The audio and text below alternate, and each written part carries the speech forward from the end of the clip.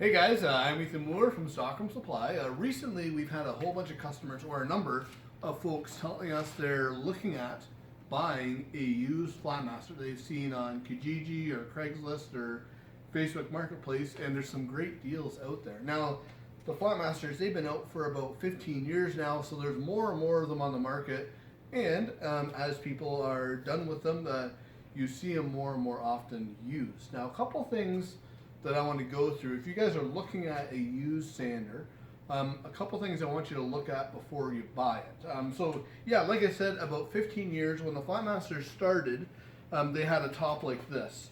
This is the original top. So basically MDF with melamine on both sides worked well. And then after that top, this was about 4 or 5 years. You see the white ones, there's a top, this is the material. It's actually aluminum laminated on both sides of MDF. So a little bit similar, though it's got aluminum on both sides. Now, the thing about these tops here, depending how they were stored or where they were positioned in the shop and things like that, if they had material laying on top of them, they could develop a warp over time. Now, the issue is there is no real way to take that warp out of a top like this, just the way it is. So that's one thing. Make sure you take a really good look at the top, especially if it's a white top like this or an aluminum laminated top that looks like that, before you buy it.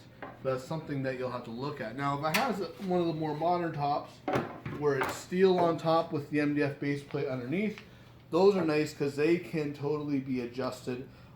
There's a video on how to tune them for perfect flatness. I'll link up in the top here. But yeah, so the steel top is the best if that's what the machine has.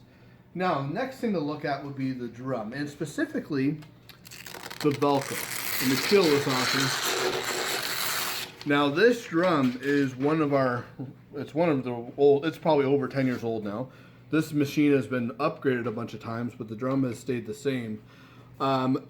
Things to look at in the velcro, look for maybe gouges or little melted sections, things like that. Things where you can tell that the drum has gotten hot. If you look at this drum, even compared to how old it is, it's in very good shape because this sander has been set up properly for the majority of its life here. So if you see a melted section, that means the drum has gotten very hot. That means a couple things. One, that Velcro, good chance it's not going to stick to the sandpaper very well anymore and will need to be replaced. And two, there's a chance, because it got really hot, that that drum may not be totally perfectly round anymore.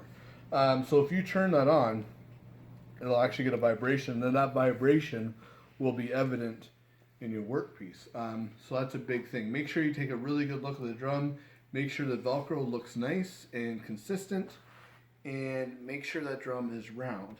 And then the final thing is, if you can, test the drum before you bring it home. Because that's going to tell you all about the top. That's going to tell you all about the drum just by using the sander a little bit there. You'll be able to tell if the drum's round and if the top is flat. Now, that drum can be fixed. But it is just a little bit of money you got to add to it to replace that Velcro and remachine it and rebalance it. But it is fixable as well. What am I missing, Kate? Sandpaper? Sandpaper, yes. And the final thing is sandpaper. Now, if you buy a used sander, it may come with a whole bunch of sandpaper. Now, sandpaper, something to keep in mind, does have a shelf life. It won't last forever, especially depending how it's stored. If it's stored nicely in a plastic bag, it'll last a good long time. Actually, I have a video on how to store sandpaper too. But if that sandpaper is 10 years old and it's just been sitting on a shelf, there's a good chance it's not going to be any good anymore, and really it's not any value added to the machine if you buy it used. So make sure the sandpaper is fresh and new, or at least stored well.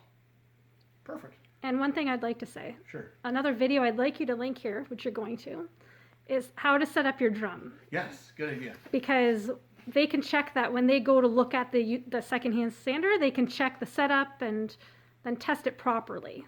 Yeah. exactly. Because the customer that you're buying it off of may not have it set up properly, and it's going to be hard to get an idea of how well it's going to work if it's not set up right. So yeah, Katie, I'll link that video as well here. So awesome. If anybody else has any questions, you can email me at info@stockholmsupply.com or just comment on the video. If you want to see future videos, make sure you subscribe and hit the little bell button, because that will tell you when a new video gets posted. Thank you much.